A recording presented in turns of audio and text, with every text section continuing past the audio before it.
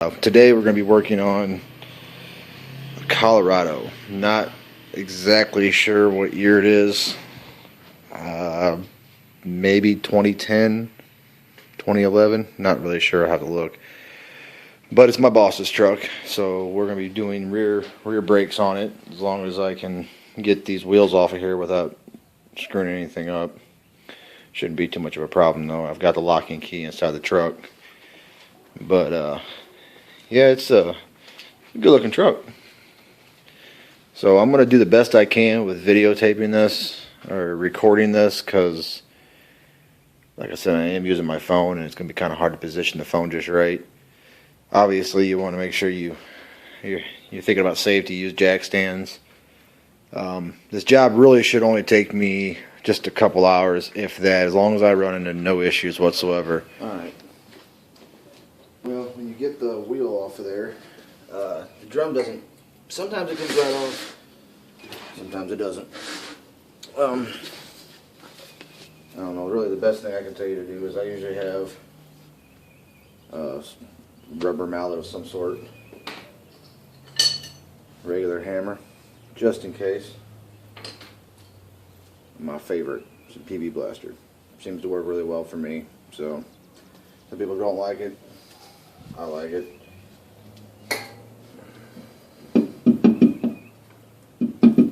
Now, what I'll do is I'll spray a little bit around this thing work. Around there. Kind of give it a little bit of a tap. And then when it breaks loose, you'll be able to hear the difference in the sound. Never hit it up at the top or anything like that. Usually hit it in between there. It comes off. It'll eventually come off.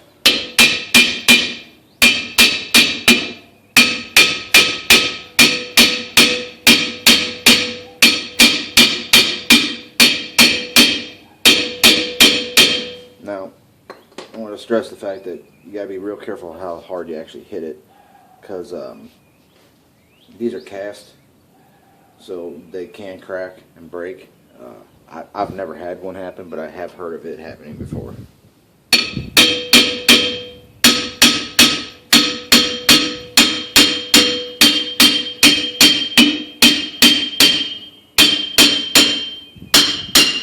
If you hear that sound of the change, it's more of a solid sound now. Which tells me that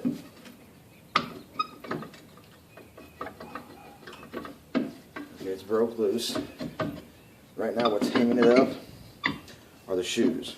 There's a lip that's on the inside of these drums, and if that shoe had gotten past that point, or that lining had gotten past that point, it needs to be adjusted inward so that you can get the drum off. I'm going to try a couple other things real quick before I do that and see if it works.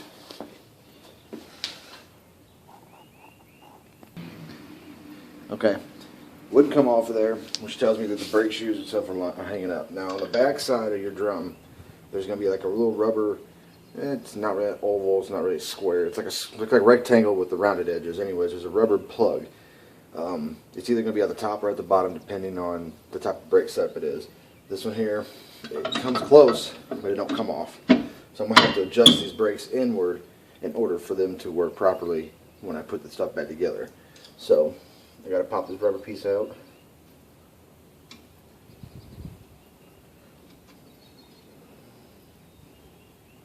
Which I'd show you, but like I said before, my other camera took the crap on me, and I'm just doing it with my phone now, and I kind of have it precariously positioned.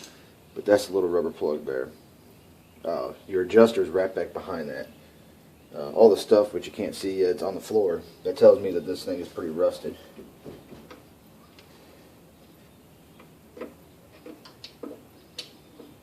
Now back behind here, inside that plug, it's gonna. If you can see in there, it's a lot better to work with. But there's gonna be, it's gonna have like a pins that sit on this, sit kind of like that, and they're gonna be on each side of the shoes, which are here. And in the center of that's gonna be like looks like teeth. And there's a pin that sits upward that actually stops it from turning. Once it clicks, it stops it, so it can't back down. It can only go forward. It's a self-adjusting thing. you got to kind of have to, it's trial and error things. You're not really going to know if you're getting it tight or too loose unless you can like get to the point where you can't turn the wheel. Then you've gotten it too far, you got to go the other direction with it. For the most part, if you can't turn that needle or the gear, you know you're going the right direction because it won't back down, it'll only go forward.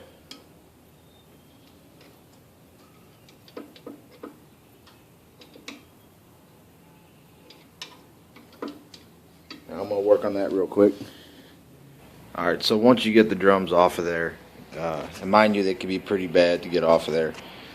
What I always do to kind of make sure that I'm not forgetting anything, and these are relatively simple ones, I try to leave one side together.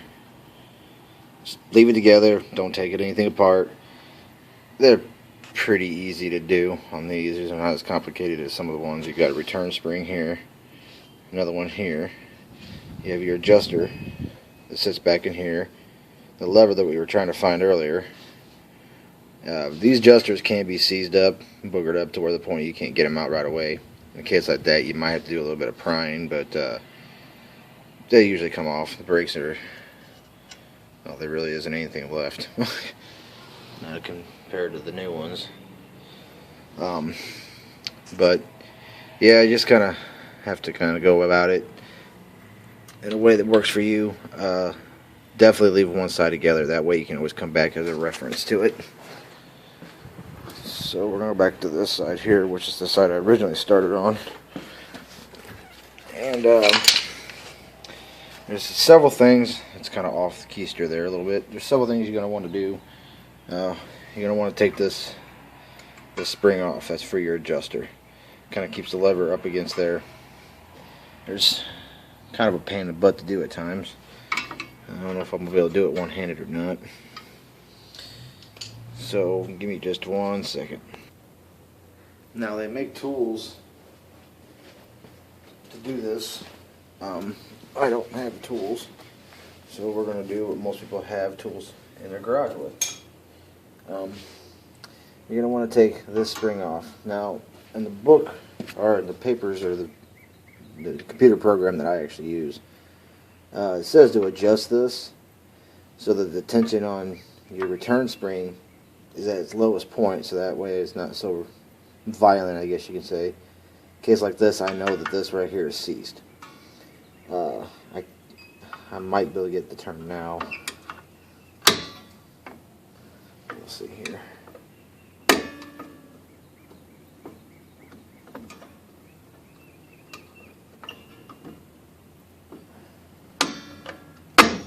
No.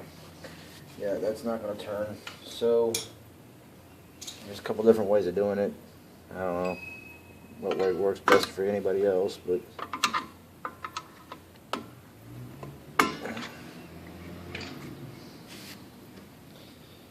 see if I can't get this spring off of here. I need to get this brake shoe back on its track.